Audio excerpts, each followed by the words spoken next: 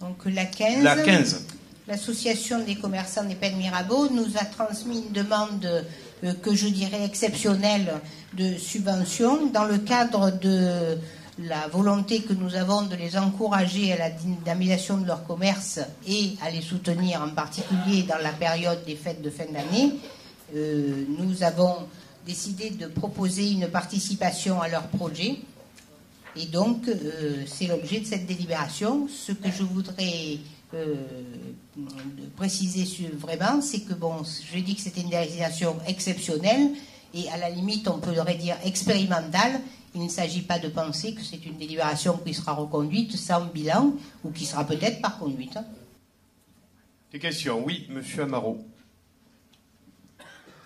2 points. Le premier, juste pour rappeler que la dernière fois que nous avons parlé de l'association des commerçants, vous nous aviez dit que, monsieur Rinaldo, vous nous aviez dit qu'il y avait eu une prise de pouls auprès des commerçants en septembre 2013 concernant le marché de Noël cette année, puisqu'on rappelle qu'il n'y a eu aucune concertation entre les commerçants du village pour le marché de Noël. Vous nous aviez dit, mais si, après vous avoir relancé 15 000 fois, vous nous avez dit, mais si, on les a concertés en septembre 2013. Bon, on a fait le tour de tous les commerçants du village, ils sont tous unanimes, ils ne vous ont pas vu une seule fois en septembre 2013 pour une concertation sur le marché de Noël. Petit aparté. Concernant cette délibération, moi je ne comprends plus du tout pourquoi on vote ce soir, parce que Monique, c'est pas du tout ce que vous nous avez expliqué au rendez-vous la dernière fois. Vous nous aviez expliqué qu'il était histoire de se faire accompagner par des personnes pour éviter les vols sur les périodes de Noël, donc rien à voir avec un dynamisme sur l'association des commerçants. Je ne sais pas si je parle vraiment français. Ou si vous lisez bien ce qui est écrit, j'ai repris ce qui était dans la délibération, qui n'a rien d'être contraire au fait que c'est bien dans le cadre de la dynamisation et du soutien de nos commerçants. Mais quel rapport avec l'accompagnement pour éviter les vols sur les fêtes de fin d'année? Vous nous avez expliqué au rendez-vous. Pour protéger les commerces et conserver ce style de dynamisation que nous souhaitons. Et protéger les commerces dans quel sens? Pourquoi éviter les vols? C'est le lien, je ne le trouve pas entre ce que vous nous avez dit avant-hier, ou hier, c'était hier. Je ne trouve pas le lien entre ce que vous nous avez dit hier et là ce soir. Non, mais déjà, il y a hier ou avant-hier, effectivement, avant-hier plutôt, vous n'aviez pas compris non plus ce que je vous avais dit. Alors aujourd'hui, je le dis autrement, c'est pas mieux. Hein. Attendez. Pas comment faire. Hein. Alors, pour faire de la mauvaise foi, je crois qu'il n'y a pas plus fort. Je reprends ce que vous nous avez. Je reprends ce que vous nous avez dit la dernière fois. Avant-hier, vous nous avez expliqué que cette délibération était pour se faire accompagner, pour rémunérer des personnes qui allaient accompagner les commerçants sur les fêtes de fin d'année pour éviter les vols pendant les fêtes de Noël. À cela, je vous ai répondu, écoutez, moi qui suis dans le commerce, puisque je gère bon nombre de boutiques à travers toute la région, quand il y a des problèmes de vol, on ne subventionne pas une association, on déploie de la police municipale ou des ASVP. À ça, vous m'avez répondu, ah oui, mais attendez, là c'est bon, c'est pour les vols de fin d'année. Alors, attendez. Je vous coupe tout de suite sur ce point. Ce que j'ai répondu, c'est que la police municipale intervient sur le terrain, sur la voie publique, et que les commerçants souhaitaient aussi une intervention dans leur commerce. Oui, mais donc, vous nous avez parlé. Il ne s'agit pas de la même chose. Là, on va reprendre ce que vous nous avez dit. Vos mots ont été avant-hier. Cette subvention va en partie permettre d'accompagner les magasins pour éviter les vols sur les fêtes de fin d'année. Parce que vous savez que... Donc, est-ce que c'est le job d'une subvention de faire ça? Et ce soir, vous nous dites que nous n'avons rien compris. Non mais attendez, là, il y a un problème quelque part. Je ne sais pas si c'est à nous de faire ça, mais nous proposons de le faire. Parce qu'on pense que c'est une bonne chose. Donc cette subvention des commerces. Donc cette subvention va permettre de subventionner des accompagnateurs qui vont éviter les vols sur la fête de fin d'année. C'est écrit que des dispositifs humains et techniques. C'est une autre façon de le dire. C'est écrit dans la délibération. Non mais répondez-moi oui ou non. Je vous demande juste oui ou non. Oui ou non à quoi? Est-ce qu'on va subventionner avec cette attribution-là des personnes qui vont accompagner les commerces pour éviter les vols sur la fin d'année, comme vous l'avez dit? Vous mettez un point après accompagner les commerces. Non, mais... Voilà, c'est tout. Oui, donc vous n'allez pas... protéger. Donc je vois que le discours que vous avez en conseil municipal n'est pas du tout le même que celui que vous avez en rendez-vous. Si en tout cas, ce que vous nous avez dit en rendez-vous correspond à la délibération de ce soir, nous, ce que l'on maintient, c'est que ces subventions-là oui pour dynamiser les commerces. Si c'est 3000 et quelques euros, 3280 euros qui vont aller pour les commerces afin qu'ils se dynamisent sur la fin d'année, soit par des fêtes de Noël, soit par d'autres fêtes tout au long de l'année, oui. Si on est dans le cadre de ce que vous nous avez dit avant-hier et si vous êtes un petit peu honnête avec le conseil municipal ce soir, non, parce que ce n'est pas une subvention de 3000 euros qui doit faire en sorte qu'il y ait une présence sécuritaire un petit peu plus élevée au niveau des commerces. C'est à la police municipale et aux agents ASVP de le faire. Oui, c'est le débat. C'est le débat que nous avions eu lors du dernier conseil municipal sur les dispositifs de police, de protection et de prévention. J'avais dit, et je le répète, que on peut toujours demander de doubler, de tripler la police municipale, que nous, les efforts que nous avions consentis sur l'augmentation des effectifs de police municipale, nous n'irions pas au-delà, mais bon, il est de bonne guerre de votre part, quand je dis de votre part, vous, M. Amaro, vous, M. Fuzon, de dire que ces efforts sont insuffisants. Ce qui est d'ailleurs très amusant, c'est que dans les communes qui sont aujourd'hui gérées par le Front National, entre autres, ces efforts sont nettement moins importants que ceux qui sont consentis au Pen Mirabeau, et j'ai les chiffres à l'appui, on les sortira si nécessaire. Bon.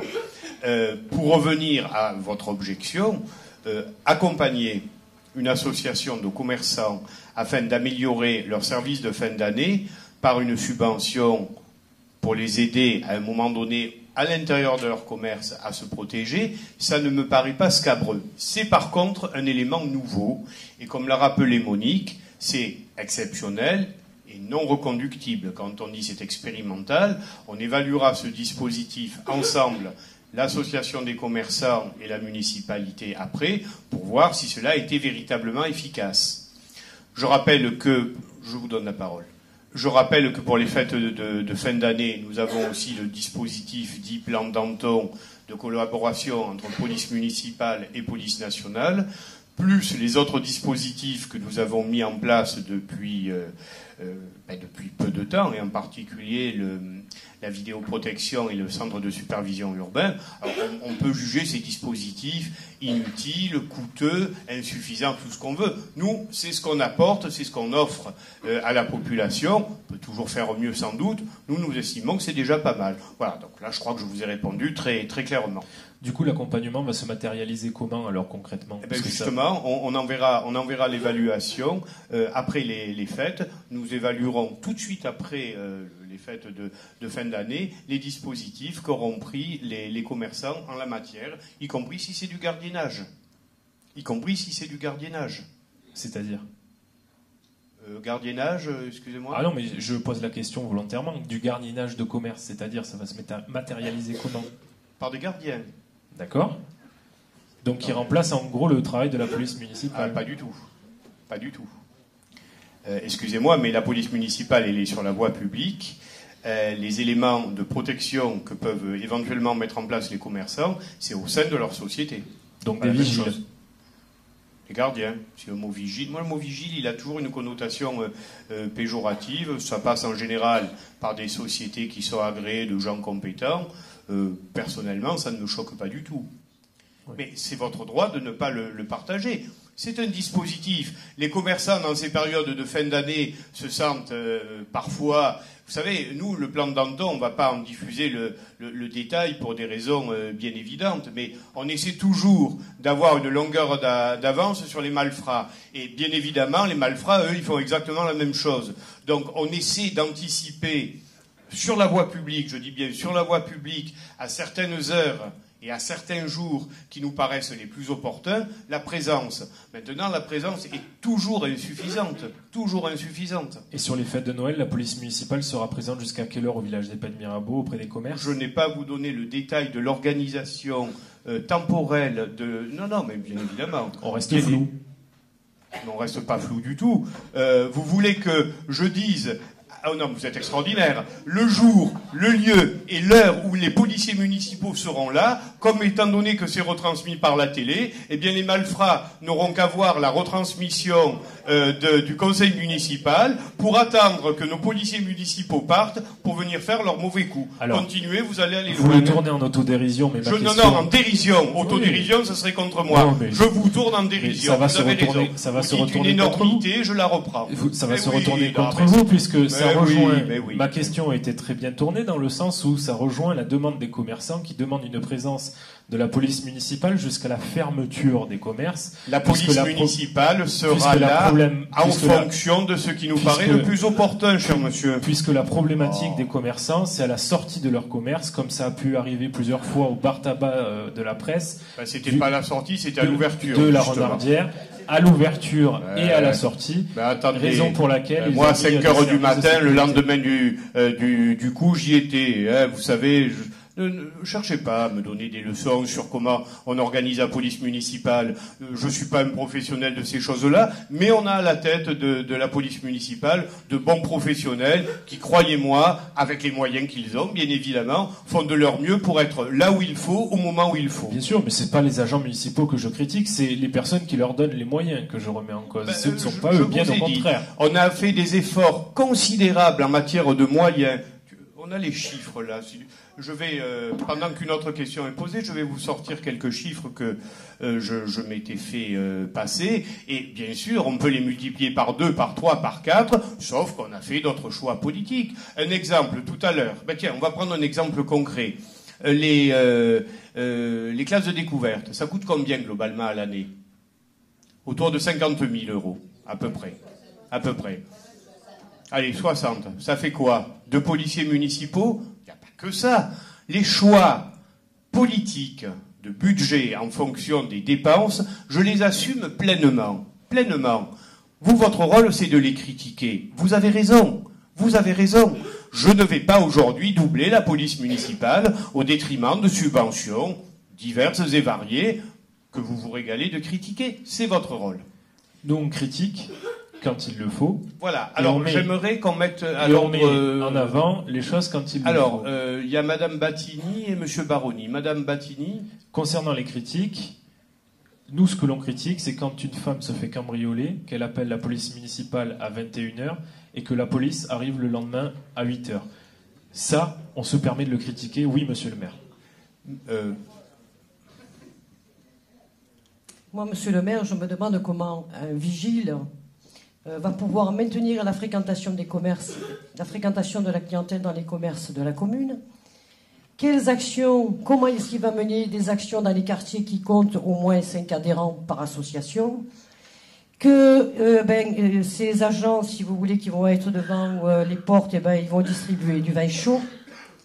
Et il y aura donc des activités, des animations de Noël, donc tous ces gardiens feront ça. Donc ça, c'est l'objet de la demande de subvention de l'association des commerçants que j'ai consulté cet après-midi. Voilà.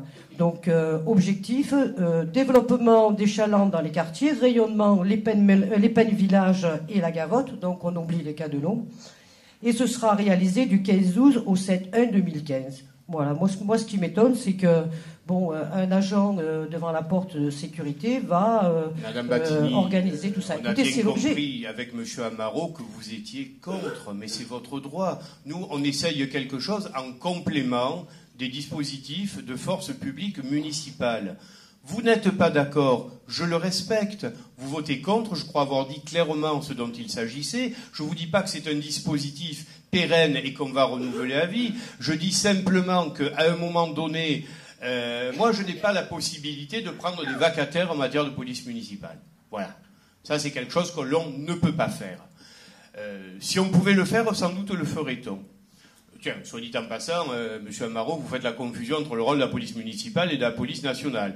La plupart du temps, la police municipale se déplace à toute heure du jour et de la nuit quand il y a un souci, que ce soit cambriolage ou agression. Peut-être y a-t-il eu un loupé une fois, et là encore, ils ne sont pas parfaits, c'est possible. Je rappelle quand même que le rôle tel qu'il est donné à la police municipale et à la police nationale, c'est à la police nationale de se déplacer en tant que force publique s'il y a un cambriolage. Bon, en général, moi je donne à l'instruction aux municipaux de le faire dans la mesure du possible. Là, peut-être ne l'ont-ils pas fait. Je suis prêt à l'admettre. Vous me ferez passer le dossier en particulier. Monsieur Baroni. Oui, moi j'hallucine un peu quand j'entends des propos comme ça, là. La police municipale, les vigiles, les gardiens, personne... Si, monsieur le maire, vous voulez juste en parler un moment, mais la police nationale, tranquille. Personne ici, ou en tout cas de façon largement insuffisante, c'est là qu'il est le problème. Je veux dire. La sécurité des personnes et des biens, c'est pas moi qui le dis, hein, c'est la Constitution, elle est comme ça. C'est du rôle de l'État. Mais on n'en parle jamais. On a ici une police nationale... pitoyable. Et à longueur de journée, moi je suis contre, et chacun le sait, mais on a trop de policiers municipaux. Alors on n'en a pas trop dans l'absolu, c'est pas ce que je veux dire, mais c'est parce qu'on a un manque énorme pour un chef-lieu de canton qu'on n'est plus. On est ridicule en police nationale. Et on tape toujours sur la police municipale, et j'entends dire ici, effectivement, s'il y a un cambriolage, c'est la police nationale qui devrait être là. Mais elle ne devrait pas être là le jour comme la nuit. Mais bon, moi je voudrais le préciser quand même, le rappeler, parce que c'est un peu tristouné qui est que mon groupe, que ma sensibilité, qui disent haut, fort et tout le temps et depuis des années que c'est un vrai commissariat qu'il nous faudrait ici. Et comme on n'en a pas, et c'est facile de s'en encombrer, on embauche les policiers municipaux, on parle de vigiles, on fait passer des Monsieur Baroni, excusez-moi, il n'y a pas que votre groupe. Je crois avoir largement mené ce combat que je n'ai pas gagné, hein, j'en conviens, depuis que je suis élu. Il n'y a pas que votre groupe. Non, mais je ne serai pas très long. J'ai entendu jusqu'à... Je ne t'interromps pas, je dis simplement, il n'y a pas que votre groupe. Mais j'aurais terminé rapidement. Mais ça me frappe un peu, quoique à longueur de jour, là, à longueur de conseil et compagnie, on en parle maintenant dans la police nationale. Je sais qu'on ne va pas régler le problème. En tout cas, pour être rapide, par rapport au dynamisme, et moi je pense que je suis pour, et pourtant c'est des sujets un peu scabreux effectivement, mais je suis pour qu'on favorise tout ce qu'on peut faire pour prioriser le commerce local, la vie locale, l'animation locale. Et je suis complètement, mais comme d'autres aussi, catastrophé quand on voit un commerce qui ferme et que ça devient un magasin. Et je crains, et juste, bon, je ne l'aurais pas dit, mais je le dis là, quand je vois à 6 h du matin les deux ASVP comme ça seuls dans la rue, voilà. Donc, je suis... Voilà, c'est tout ce que je dis, j'en dis pas plus, mais voilà. Mais sur la subvention, et à titre exceptionnel, et qu'on nous regarde un peu, oui, si on peut tout faire pour que le commerce il soit vivant, oui, dans les quartiers, oui.